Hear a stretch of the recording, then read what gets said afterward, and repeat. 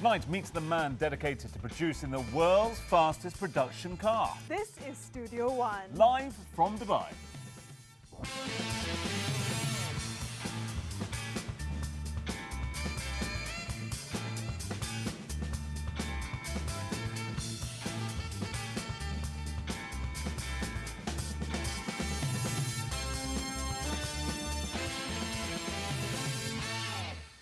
Hello and welcome to Studio One, and it's all happening at the moment. The F1 Grand Prix down at Abu Dhabi, the Dubai Air Show, Dubai Jewelry Show, Dubai International Motor Show, and of course the best of all, our show. We're going to be back after a short break to meet a man who's dedicated to producing the ultimate supercar. See you in a few.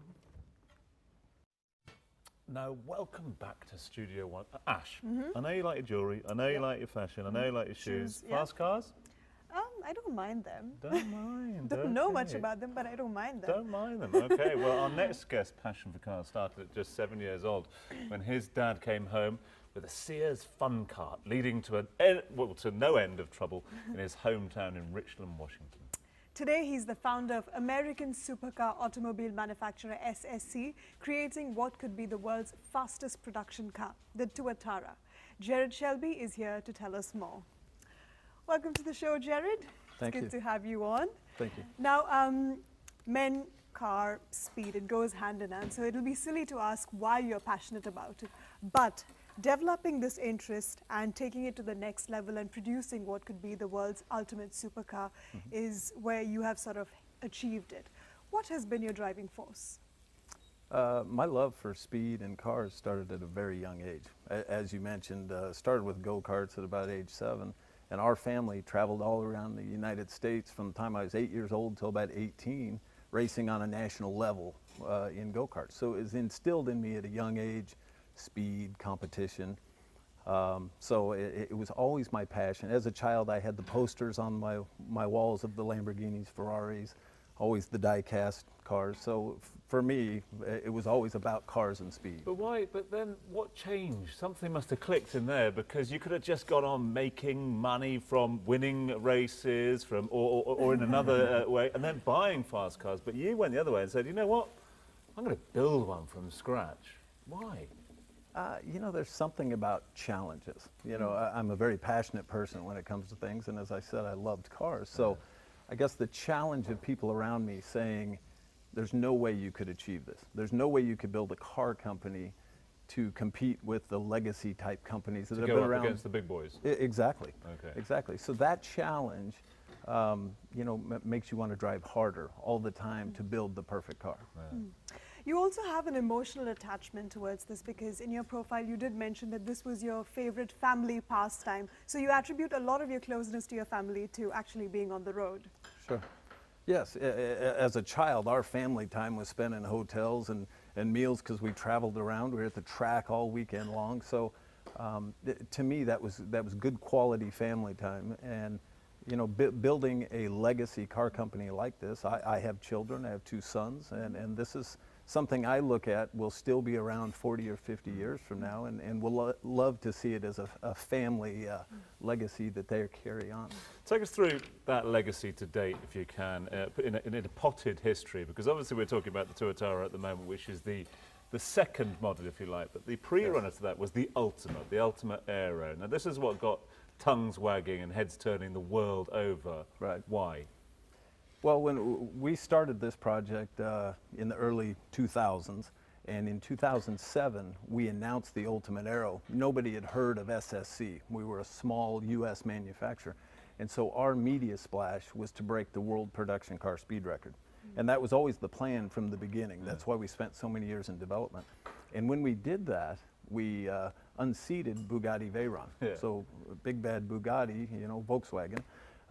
And so immediately we were on the stage, and so we started getting attention, and during the years of building the Ultimate Aero, it opened a lot of doors for us because we had that world record, and it started somewhat of a competition, and Bugatti came back and broke that record last year, this is very good for this niche market, the supercar market. There was a bit of America versus Europe as well, wasn't it? That sort of thing going. Of course. You've got to have that, haven't you? It's all about pride.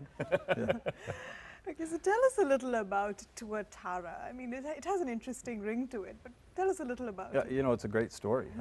Coming out with a brand new model that was so cutting edge. I mean, this new car is very futuristic, very cutting edge. So it also needed somewhat of a powerful, exotic name.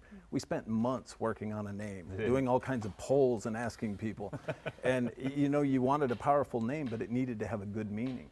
And so one day I was sitting in my office and I thought, we've evolved so far from the Ultimate Aero to the new car, the next generation, that you know, we need a name that means that. So I Googled fastest evolving DNA. Well, what popped up was Tuatara.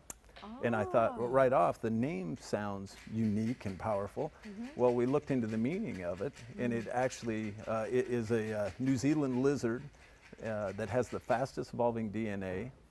In the Maori language, it means peaks on the back. Well, our car, as you can see, has 2 wings on the back that look like peaks. And very quickly, just look into the future for you guys. Obviously, you're in developing your headquarters now, your international headquarters over in the US for the rollout of the Tuatara. You've been showing that on the international stage here in Dubai this week. I understand you go to Macau in a couple of weeks as well.